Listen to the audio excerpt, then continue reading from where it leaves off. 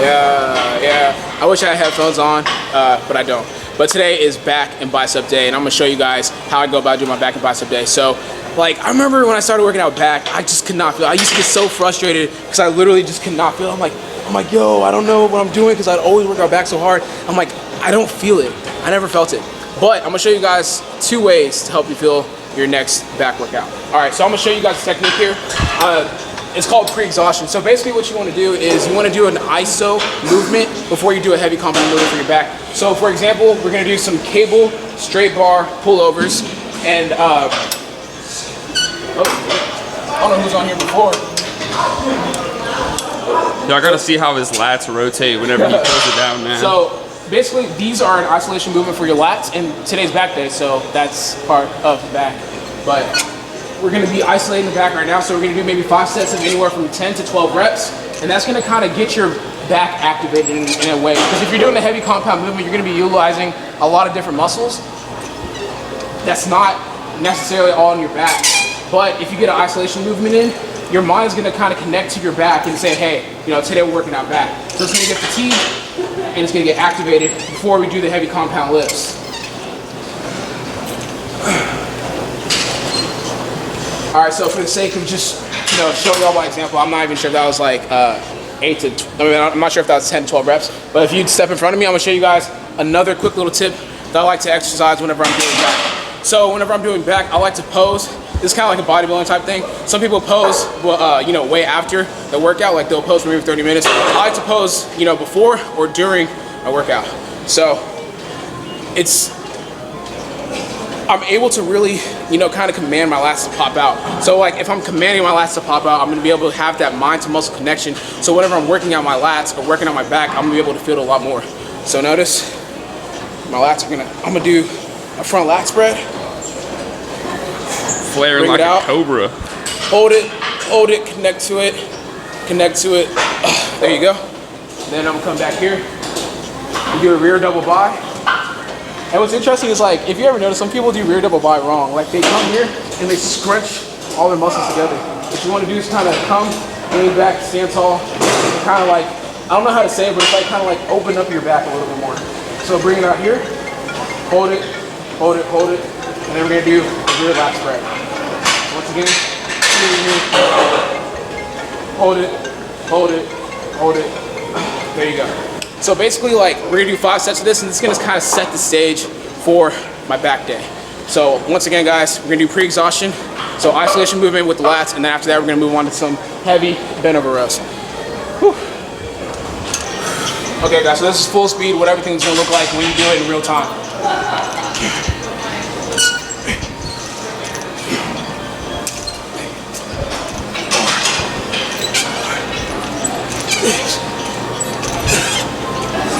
Striations. So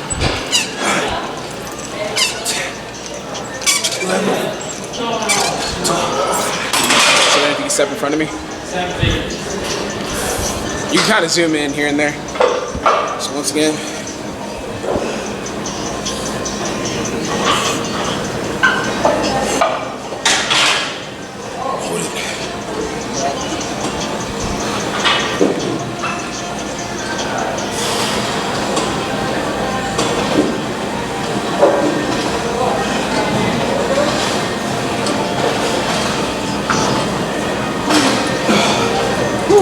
I bet you have the nastiest pump in your back right now. Yeah, it's intense, man. Bro, I hit my camera against something and I thought that it was broken because like I opened up the screen and it was like all black. But anyways, all right. So now we're moving on to our first compound movement after doing pre-exhaustion, aka the isolation movement. And I've already done a couple sets and my back is already smoking. But all right, so the first thing we're gonna do is some barbell bent over rows, and I'm gonna show you guys how to execute this movement. So like as of late, I've been grabbing kind of close.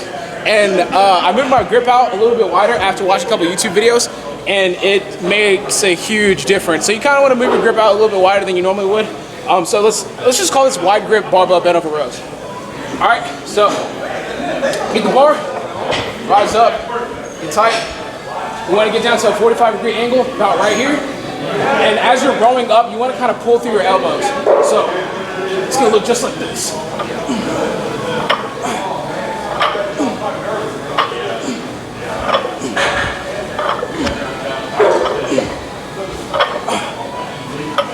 notice,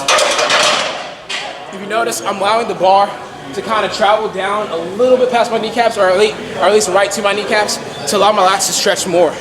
So it's no like half reps, like when you kind of like this, like It's kind of like elongate, stretch, stretch, stretch, stretch. But you don't want to get caught up in moving up a little bit too high, because as you're kind of stretching and coming back up, you're gonna kind of want to, like your body's main, your body's gonna want to rise back up all the way up. You kind of want to stay in that 45-degree angle and keep rowing. Because sometimes, you know, the weight gets heavy, you start getting fatigued, so you kind of want to rise up and make it a little bit easier for yourself. But that's only going to start becoming a shrug. So you're just going to be working on your traps. You're not going to be targeting your back. Yeah. My bad, I'm so tired, bro. Like that pre-exhaustion stuff, the isolation movement with the lats before doing a combat movement, man, it makes you feel like your back a lot more, bro. Like it's already isolated, my back is already activated. I'm already thinking about it, so it's like doing these compound movements, it's difficult. Yeah, see that? See kind of the forearm games right there? So like people always comment like, you know, oh, forearm games, like when I flex my biceps, my forearms are like sizable too. But I think a big part of building my forearms was that the fact like when I do back day, I never use straps. Like a lot of people like to use straps and wrap it around the barbell and like try to take their wrists and their forearms out of the movement. I never do that. I've never used straps for that. It's like whenever I'm working out back, it's just my raw grip. And like building up your grip strength is gonna help you build up the meat inside your forearms. Yeah, it's weird, right? It's like a little, looks like a drumstick, right? But yeah, I never use straps, so I think that plays a big role in building my forearms. I mean, of course, genetics, right? But okay, so next in the back workout, we have some weighted pull-ups. So I don't have like a weight belt or like a weight vest or anything like that, so I'm improvising. So I got a 25-pound dumbbell right here, and what I'm gonna do, if you come in a little more, is that I'm just gonna like put it in between my legs and do some pull-ups. So yeah, improvising, man. It's not about where you work out, how you work out, and how do you utilize the equipment around you in order to get a good pump.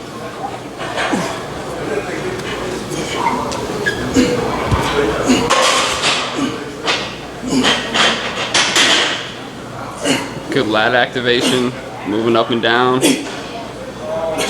He's not using his thumbs. Yeah, so that's another thing.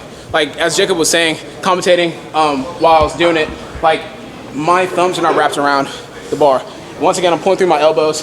So like when you take your thumbs out of the movement, it makes a huge difference when it comes to lat activation. So let me like demonstrate again. So if you come in, just kind of show where my hands are and how they're placed. Whenever I do pull-ups, it's never like this. It's kind of like that. Like my thumbs are kind of out, kind of hanging loose. It's kind of like a hook grip.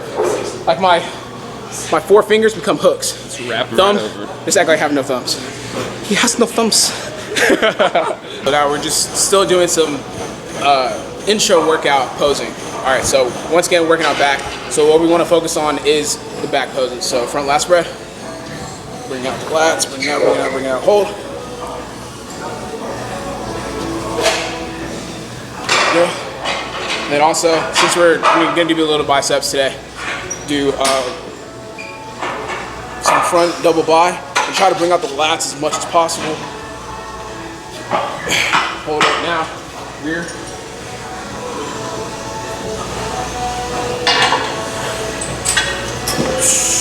Squeeze. And rear lat spread. That fucking cobra.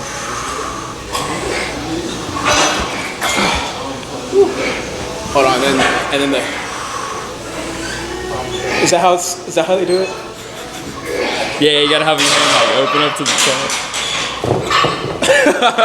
top. So this is gonna be the last back tip I give you guys, because I don't want this video to drag on too long. But right now we're doing some incline dumbbell rows, incline bench dumbbell rows, or you call them sealed rows. And I'm gonna show you guys a different variation of drop set, and it's called Intercepts Stretching. It was like I was trying to make sure I said it right, Intercepts Stretching. So I feel like if you say it 3 times fast, it'd be difficult to say. But anyways, all right, so Intercepts Stretching is basically like when you, to paraphrase it, it's like when you stretch the muscle out when it's in the stretched position, because that's gonna create more muscle damage and add more hypertrophy to your training. So it's kind of like an advanced technique. Static stretch. Yes, it's like adding stretch to your already stretched position. Let me show you how to do this. Sure, on the right. Okay, all right. So this technique can be used for a lot of different things, but we're gonna use it for back today. All right, so basically you're gonna go through the normal rep range, right? Let's just do like maybe 10 reps. And then you're gonna hold it in this stretch position for about like maybe 20 to 30 seconds. So just hold it, hold it, hold it, hold it, all the way in this stretch position. So like holding the weight in general is gonna, like instead of just like dropping the weight and then doing a drop set, you're gonna hold it in this position. That's gonna add more muscle damage to your hypertrophy training. This is essentially like lengthening your muscles by holding them in a stretch position. Yeah. Now we're dropping the weight down. So we went from the 70s down to the 60-pound dumbbells, and we're gonna do the same thing. So we're gonna rep this out. 1, 2, 3, 4, 5, 6. And as you guys already see, I'm really fatigued. 8. And we're gonna hold it right here for another 30 seconds. So this is basically like another form of drop setting. Once again, instead of dropping straight from the 70s to the 60s, we're gonna hold it in a 30-second position stretch hold. God, this hurts so much. Oh man. Oh. So I mean, I don't have the 50s with me. Let me get them. All right. Oh man.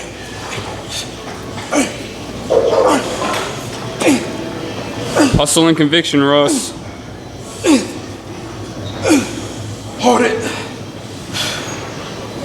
Oh, like my grip strength is already giving out.